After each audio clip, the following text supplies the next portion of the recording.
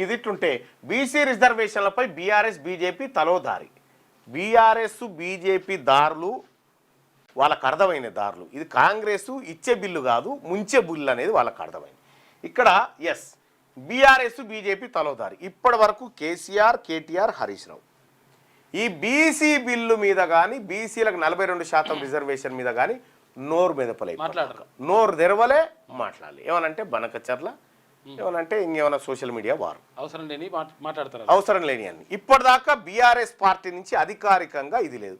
కొంతమంది బీసీ నాయకులు పోయి ఆడాయిడ ధర్నా కార్యక్రమంలో పాల్గొండు తప్ప బీసీల గురించి ఇల్మాన్.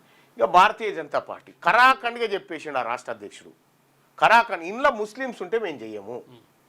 సరే, ముస్లింల అంశం తెర మీదకి వచ్చినప్పుడు గుజరాత్ ఇట్ట చేసినాం, ఆడెట్ట చేసినాం, వీడెట్ట చేసినాం అని మనం కొట్లాడవచ్చు.